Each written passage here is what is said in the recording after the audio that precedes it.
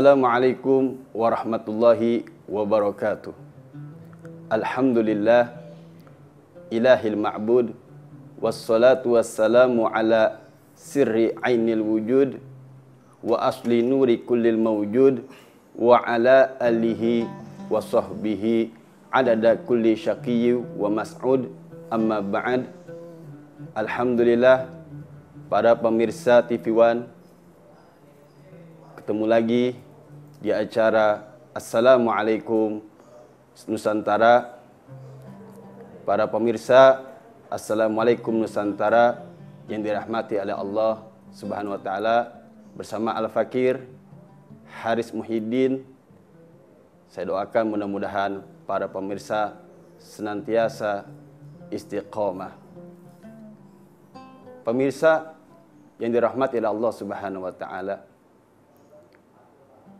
salat 5 waktu merupakan suatu perintah Allah Subhanahu wa taala dan juga kewajiban bagi kita yang beragama Islam. Bahkan perintah salat merupakan suatu yang amat agung, suatu yang amat mulia dari perintah-perintah yang lainnya. Bahkan Rasulullah SAW menegaskan perbedaan kita dengan orang-orang kafir, yaitu daripada solat kita. Al-farqu ma bainal muslim wal kafir as-salah, yaitu pembeda, pemisah antara orang muslim dengan orang kafir dengan solatnya. Dan juga saking begitu pentingnya yang namanya solat, Rasulullah SAW pun menegaskan dalam sebuah hadisnya bahwa sholat begitu amat penting dan dijadikan sebagai pondasi di dalam agama. Sebagaimana di dalam sabdanya disebutkan, Bunyal Islamu ala khamsin. Islam itu didirikan atas 5 perkara. Yang pertama, syahadati alla ilaha illallah wa anna muhammadar rasulullah.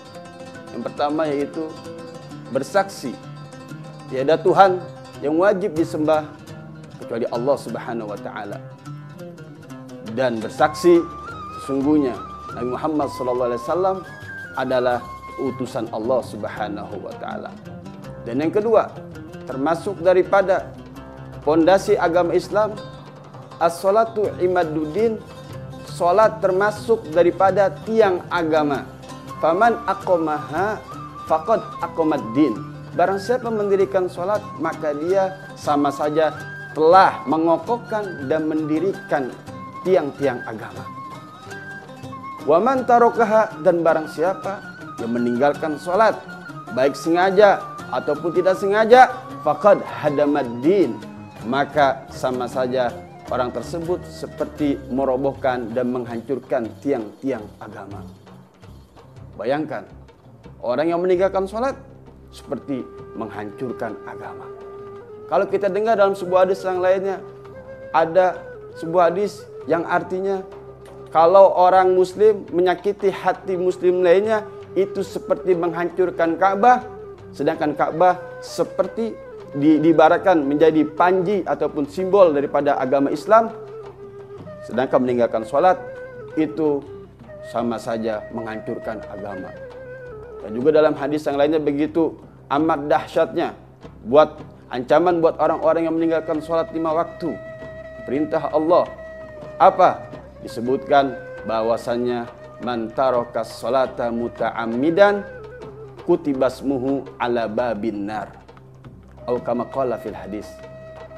Orang yang meninggalkan sholat 5 waktu, sholat wajib 5 waktu, zuhur, asar, maghrib, isya, dan sholat subuh, dia tinggalkan secara sengaja, kutibasmuhu, maka namanya akan ditulis, namanya akan dipatri, namanya akan terpampang di atas pintu neraka, bahwasanya orang tersebut akan menjadi penghuni neraka.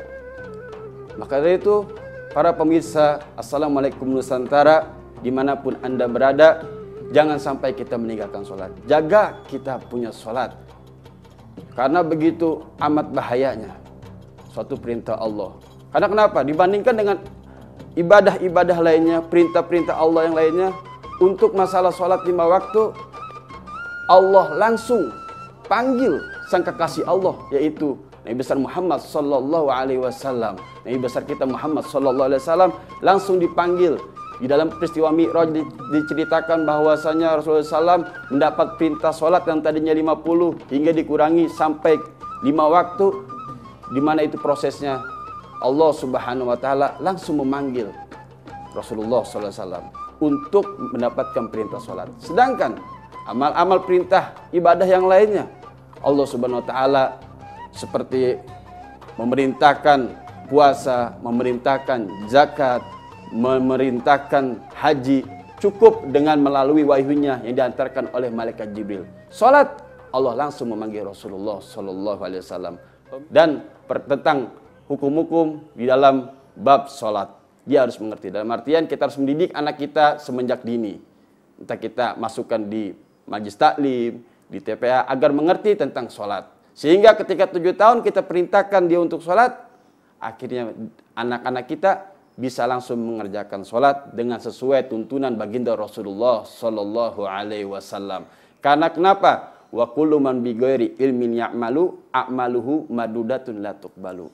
Orang yang mengerjakan ibadah apapun, apalagi sholat, dia tidak mengerti ilmunya, tidak mengaji dan tidak belajar daripada tuntunan-tuntunan sholat, dia melaksanakan ibadah sholat maupun ibadah-ibadah lainnya tanpa dilandasi daripada ilmu pengetahuan tentang hukum-hukum tersebut, maka a'maluhu mardudatun la tuqbalu, amal ibadahnya tertolak.